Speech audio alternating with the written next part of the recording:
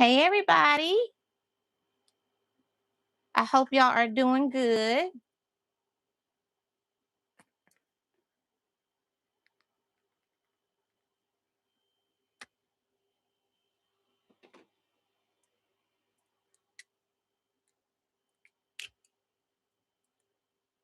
Got my questions here.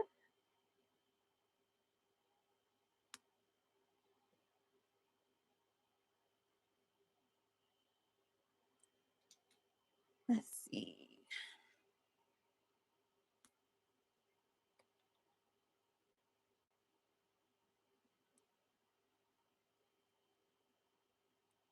Okay. Hey guys, we'll go ahead and get started because of the simple fact we're only going to be here for 30 minutes. And I don't want to waste your time. And I thank you so much for being here and being here at 7 o'clock.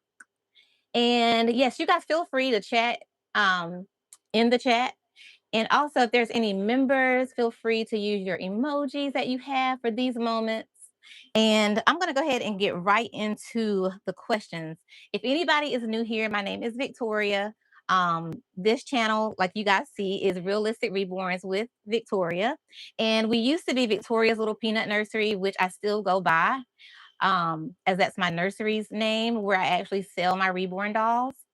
And I wanted to open up the floor so that if anybody had any questions, that I could answer them for you, to address anything that you have that come to mind. And luckily, we had a few people to send in some questions. So I won't be able to see the chat. So I hope that you're not asking any questions within the chat itself, but I will be answering the questions that were already submitted. So one of the first questions was, um, and unfortunately, let me say this too. Because I put an expiration on the initial post telling you guys about the live, the comments went away. And I didn't go back to check it to see what the comments were until after it had expired. And unfortunately, YouTube will not let you see the comments after it's expired. But so what I saw, someone asked, how did you get started? And do you plan to transition into silicone painting? Well, I got started because my daughter, who is 13 now, she wanted to get a reborn doll after watching a YouTuber named Kelly Maple. Kelly Maple is very interactive with her dolls here on YouTube, and it really drew me in because when I first saw them, I actually thought that they were real kids. So I just became really intrigued, and I just wanted to know, what is a reborn doll? How do you do it? And if I could possibly do it. I had time on my hand, so to speak. So I went to YouTube University, Google U, and I got to work. And after that, I started taking classes and reaching out to other artists, like just seeing if anyone would be willing to help. Unfortunately, I won't say everybody was not welcoming, but I can understand people wanting to protect their craft. And so I respected that. And so for those who were comfortable enough to share, I took in every bit of information that I possibly could. And I am so, so, so, so grateful to those people. One of them being Jazzy Tees, and another being Sierra Watson. And I can't remember right off the top of my head. Cleopatra from Dummy Dasher, she has been very, very supportive, very encouraging as well. But nevertheless, that's how I pretty much got started. And well, here I am since 2019. As far as silicone painting, y'all, I tried. I tried. I even bought a practice kit. I bought the paints, and everything is still in the house in my husband's office because I'm just not at a point where I think I can give the time that it takes to actually go in and learn another technique at this time. But I do hear from people who do paint silicone that it's supposed to be a very easy transition, but at the same time, I just have not taken the time. Really, I haven't, to really get into it and see what it's all about. But at some point, I plan to do that. Um, but I don't know when, so I can't really give you a date. If this person is here, I would like for you to I'll try and peek at the chat if you're here. The question was, "Hello, Victoria. I have burnt umber, coffee bean, and espresso air dry paints. What color?" And then it cut off. Um, I hate that I was not able to access these comments or questions, but if you are here, please feel free to put the rest of that question down in the chat, and I'll take a peek at it. The other one was, "Good morning. When I painted a black reborn, it was looking really good until about the third layer of brown." And it goes on just to pretty much say that, because I remember looking at this one before it expired, that she just, I think it came to a point of paint started coming off or it started to look splotchy. So what I would recommend to you is, number one, you want to make sure that you are using the same type of paint mixture, like the same consistency every time you are going to your kit and you are applying paint. You also want to be mindful of the cosmetic wedges. So one thing I like to, let me grab one. I may have one that's already saturated. I like to really emphasize the importance of switching out your wedges. Excuse me, y'all. I've used this one a bit today. So, what I mean by that is after you begin to paint, right? You start to use that wedge and it becomes really saturated and it starts to turn colors. I just pulled this one out today, so that's why it's not heavily saturated. But nevertheless, what you need to always have on hand is another wedge. Be willing and ready to have another dry wedge on the side so that you can, when you start to see that paint coming off a little bit more, you can put this one to the side, let it dry. You can come back to it so you don't waste it. And then you can start to pick up the dry one and then start to pounce off your paint. And with that in mind, you want to be careful that you don't press too hard. So this is a kit I'm working on. But whenever you begin to pounce, you want to be mindful of your pressure.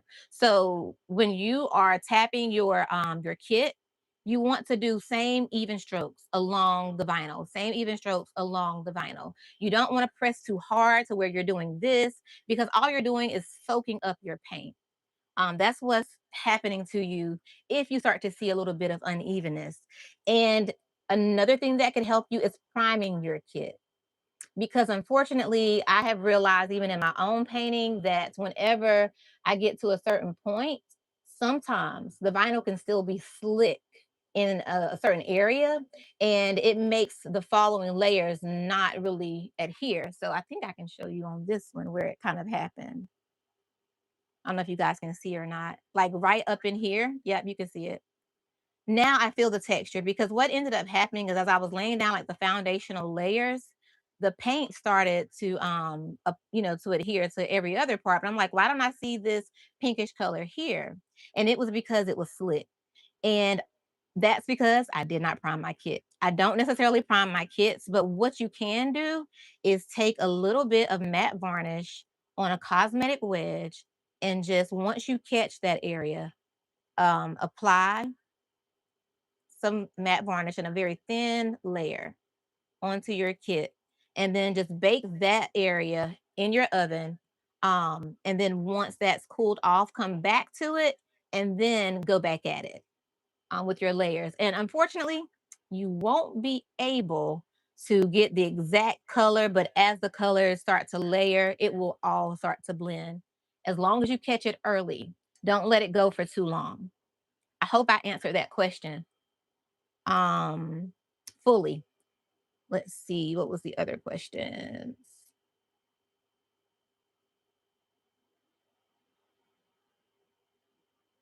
Um, Trying to understand this one. Oh, okay. This is from Mimi. She asked, "What is an air oven?" I can't remember if you were asking that in response to someone else asking that question, or if you were asking that question for yourself. Or if maybe I mistakenly said air oven one time. I'm not sure.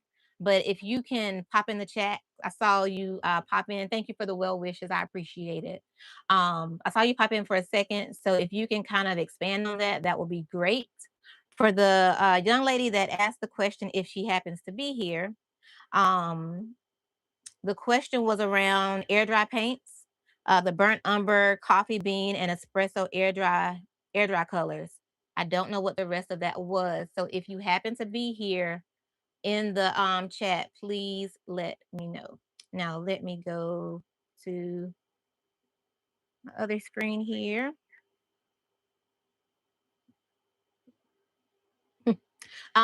There's another question about Ping Lao kits, how to put glue in those kits. Those kits are really challenging because of the neck. It's pretty similar to this one, this hole right here. So this is not a Ping Lao kit. This is by Secret Bach. So what I like to do is take some hemostats and I will get my Mod Podge and just like pour it in the head. Just really pour it, shake it around. Of course, it's very slow moving, but just try and swirl it around as best as I can. And then I take a cosmetic wedge, and you can either do it this way. I'm going to show you guys this way or this way. It doesn't really matter. But what you'll do is you'll take some hemostats. You'll go into that insert and then work your way around. And that's how you can get the Ping Lao kits glued down. At least that's what I found. But I will say that I have a customer that she had some hair shedding, and I've done several of her babies, and it's a Ping Lao kit, and there's some hair shedding. So it's possible that I didn't know that technique then, but I know it now after doing some more. So I hope that that is helpful for you to grab some hemostats and get a good wedge and use Mod Podge as your glue. And I think that was it for the questions that was asked of me in YouTube. I had an email, but I'm not really sure about that question. So since I have more time, I'm happy to look at the chat and see if you guys have any additional questions. And while I'm waiting on you, I'll let you know, and I put it in the community post, that I have a nail tutorial that will be available to everyone Monday at 5 p.m. Members are able to access it now. You're so welcome. Members are able to access it now if you're a part of the artist circle, and it's really fun. So I'm doing the heat set tutorial first, and then I'm going to be doing Emily from Eborns. I'm going to be doing her nail powders, and I'm really excited about doing the nail powders. I've done it once or twice, and I'm going to be using it a little bit differently, as well as trying one other powder that she has to go on the nail bed. So with that being said, I'm waiting to see if anybody has any questions in the chat. And if not, I am not going to hold y'all. Let me see. Oh, thanks, Kim.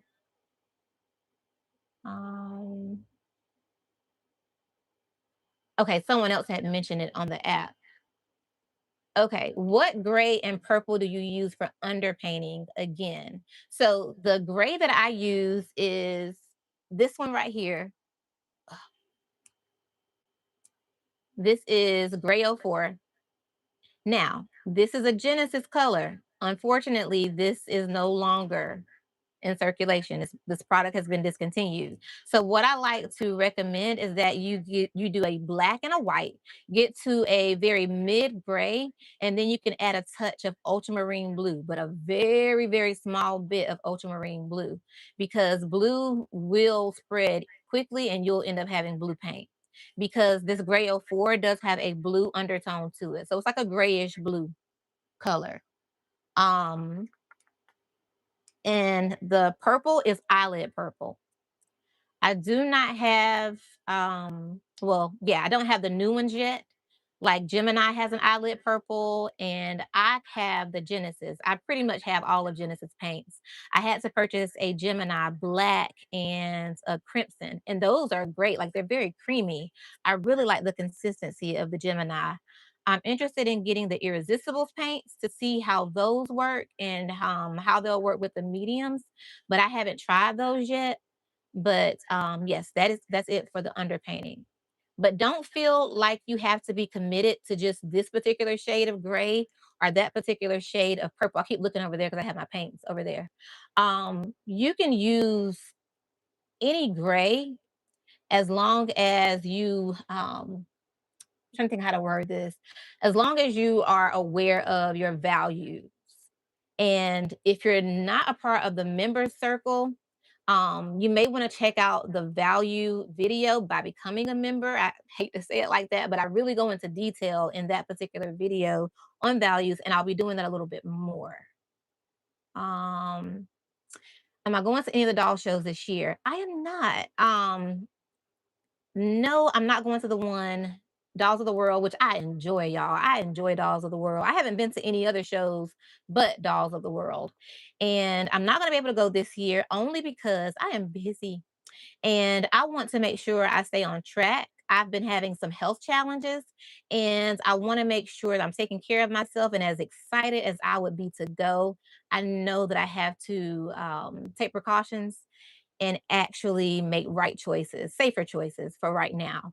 But I'm excited to see everybody's videos once they come back, see what everybody bought. I've seen some really beautiful babies that are going to be at Dolls of the World. I saw some black babies, I've seen some white babies, and I want to say some biracial babies that I've come across. But I've seen some beautiful work. So if anybody on here is going, then y'all are going to have a really good time. But make sure you have your coins together because these babies are so pretty that you're going to be paying for them. Okay. And it's worth it. It's worth it to have a unique piece of art. Let me go back into the chat.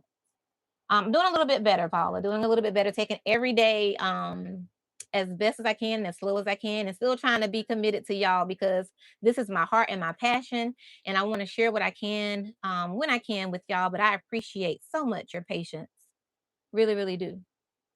Do you use Gemini paints? Yes, I don't know if you were on here or not, but yes, I use the Mars Black and the Crimson, and those two paints I really like. I was saying that they're very creamy, much creamier than the Genesis. Not that it really matters. I just kind of like that creamy consistency. I haven't tried Irresistible's paints, but I want to try those. I've heard that those are pretty good, and I've even thought about BC Heat Set paints. If anybody has tried those, I'd love to hear about it. I have her mediums because she sent me like a gift package when she put out her mediums, which was very gracious. And I've tried the oils and I really loved them. But when I found Gemini's matte varnish, I just love it. I love the Gemini matte varnish. So I'm not going back from that until, well, not until, but if something else comes out, then I might switch. But right now, that Gemini matte varnish has me in a chokehold.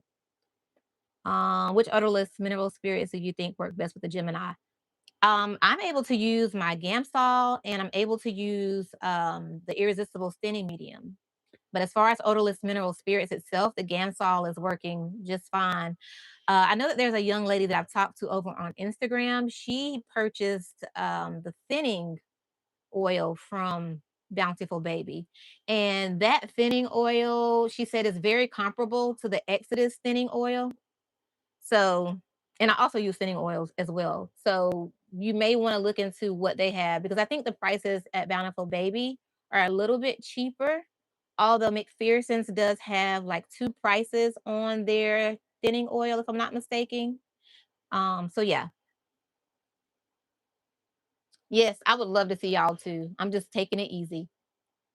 I use Emily's nail powders and have the crease color, which I got to implement into the nails I do in the future. I didn't mean to do that.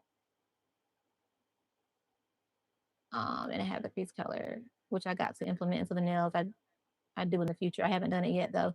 Okay, yeah, that's what I'm going to be trying to do as well, like the crease color with the powder. So that's what I'm excited about.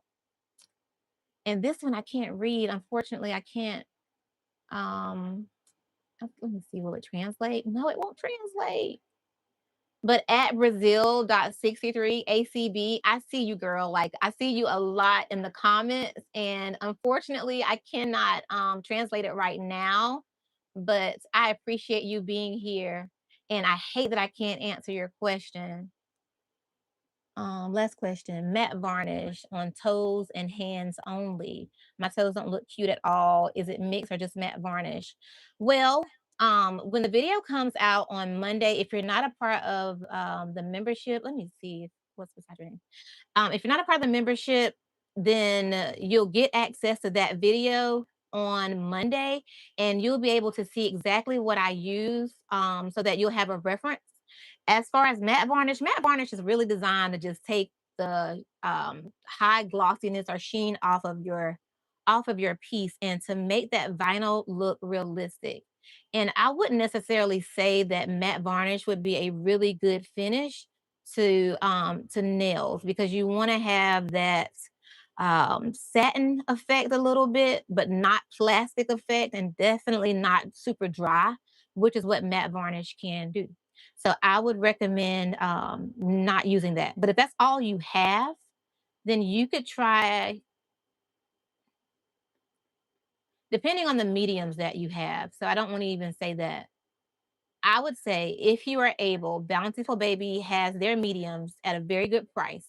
And I would take a look at what they have. I know that they have thick mediums, satin varnish. They also have glaze mediums as well. So you probably want to look into theirs um, if you're not sure about purchasing any others. But on Monday, you'll get access to what I use and how it works for me. So you'll have that as a reference. See. Yeah, the Bountiful Baby Look Alive. I've heard really good things about the Bountiful Baby Look Alive. I actually bought it and it did not work for me. I don't think I applied it right. The person that recommended it to me, she uses all of their products, and I guess when you're used to something, you kind of get into a flow and you know how much to use or how much not to use. But it did not work for me, and did not pull it back out when it didn't, because when I am making babies, I don't really have time to practice. I am making babies to order, so I don't want to just experiment on people's kits. So when I did do it, I said nope, I'm not going to experiment anymore, and I just reapplied or put something else over that in order for me to cover that up, and it worked out. And that's a little tip for y'all too, if that ever happens to you. Make sure I got all the questions. I think I did. Um,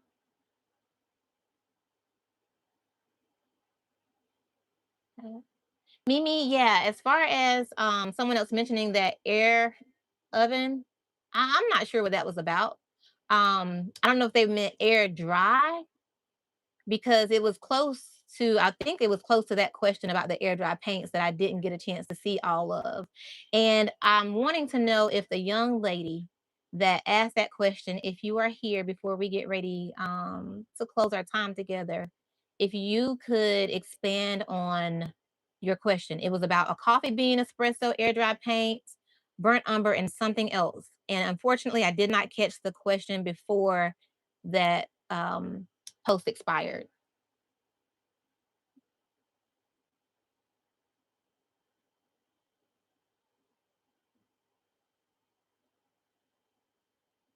Oh, is that what she said?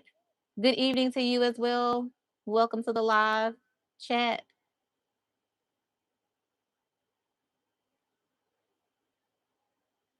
But But yeah, guys, I just want to thank y'all so much for being a part of the channel. I hope that you feel seen, you feel heard, and that you are getting what you can from me. I thank you for your patience as I have shared with the members that, and I share with y'all briefly that I am having some health challenges right now. Nothing, crazy or any of that, but I am grateful that you guys are patient with me, and I thank you for being patient in my explanation of things. And as I continue to upload content for you, and I'll hope that it's going to be something that's going to be beneficial for you in the long run, whether you're a member or not. I still want it to be of value. She said it was her first time seeing the live. Thank you for translating that. Okay. Well, I am so glad that you got to join us for the first live. I'm so, so glad. And she's a member, so she'll be able to join us again this month. Yes, I appreciate y'all. Thank you, Kim. So if that's it, I am gonna sign off and get back to work. I have rooting to do and more painting to do, but I'm so grateful for each and every last one of y'all. And I hope you have a great weekend. I'll see some of you tonight, maybe in that video. The others, I'll see you guys on Monday. Bye, everybody. Y'all have a good one. Thank you. Y'all have a good night.